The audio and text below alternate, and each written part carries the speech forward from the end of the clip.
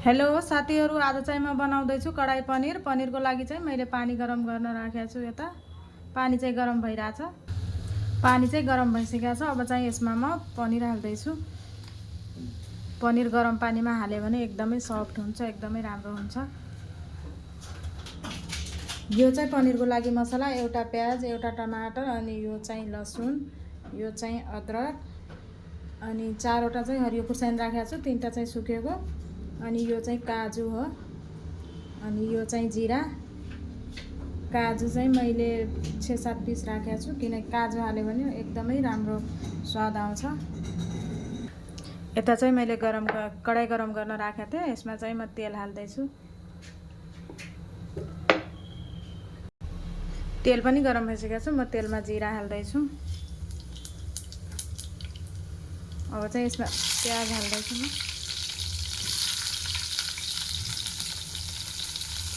अब चाहिँ यसमा म लसुन हाल्दैछु, अनि काजु पनि हाल्दैछु। प्याज चाहिँ यतिको भइसकेको छ। अब चाहिँ म यसमा खुर्सानी हाल्दैछु, अनि यो चाहिँ अदरक, यो चाहिँ टमाटर। यसलाई 5 मिनट जति फेरि भुट्नुपर्छ। यो चाहिँ गरम पानीमा हालेको पनिर हो। अब म यसलाई निकाल्दैछु। अब यसमा चाहिँ पनिर फ्राई गर्दैछु म।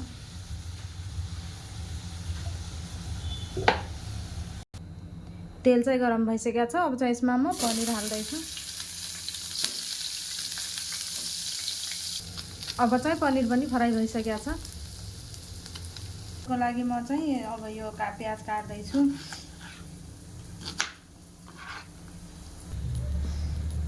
अब चाहिँ यो कडाई गरम भइसकेको छ। यसमा चाहिँ म तेल हाल्दैछु। तेल चाहिँ गरम भइसकेको छ। म चाहिँ यसमा जीरा हाल्दैछु, अनि एउटा सुकेको खुर्सानी पनि राख्दैछु म चाहिँ।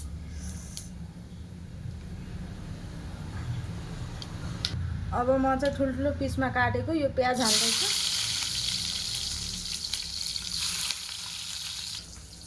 यो सिमला खुर्सानी पनि हाल्दैछु म चाहिँ ठुलो पिस गरेर। यसमा चाहिँ ठुलो पिस गरेर नै हाल्नुपर्छ। प्याज पनि भइसक्यो। म चाहिँ यसमा सिमला खुर्सानी हाल्दैछु ठुलो काटेर। यसलाई पनि अलिकति फ्राई गरेर यसमा फेरि टमाटर हाल्दैछु।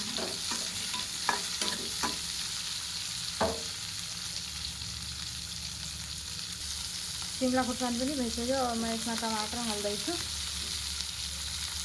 अब चाहिँ म मसलाहरू हाल्दैछु। यो हल्दी, यो चाहिँ धनिया पाउडर,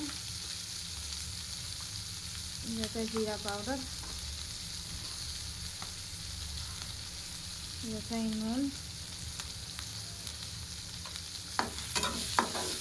अब यसलाई चाहिँ मजाले फ्राई गर्नुपर्छ। अब एकछिन छोपिदिनुपर्छ यसलाई चाहिँ। यो चाहिँ भुटेको मसला। यसमा चाहिँ प्याज, टमाटर, हरियो खुर्सानी, सुकेको खुर्सानी, अनि काजु, अदरक, लसुन। अब यसलाई चाहिँ म मिक्सीमा पिस्दैछु। अब चाहिँ भइसकेको छ सिमला खुर्सानी, अनि प्याज, टमाटर। यसमा चाहिँ पिसेको ग्रेभी हाल्दैछु म। यसलाई पनि एकछिन पकाउनुपर्छ। यो ग्रेभी हालेर पनि फेरि एकछिन पकाउनुपर्छ ग्रेभीलाई चाहिँ। यसलाई पनि एकछिन छोडिदिनुपर्छ। अब चाहिँ ग्रेभी पाकिसकेको छ। यसमा चाहिँ म पनिर एड गर्दैछु। अब चाहिँ म पनिर हाल्दैछु ग्रेभीमा चाहिँ।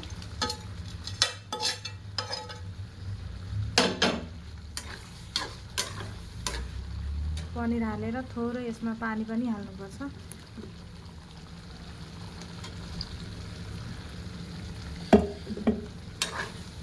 अब एकछिन यसलाई छोपेर मजाले पाक्न दिनुपर्छ। फेरि 5-6 मिनट यसलाई चाहिँ छोपिदिनुपर्छ। अब चाहिँ बनिसकेको छ कडाई पनिर। अब म यसमा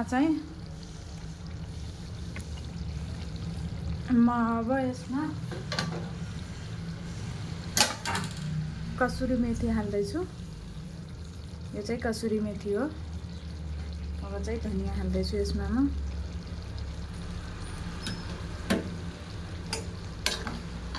कसुरी मेथी हालेपछि एकदमै मिठो स्वाद आउँछ, एकदमै राम्रो हुन्छ।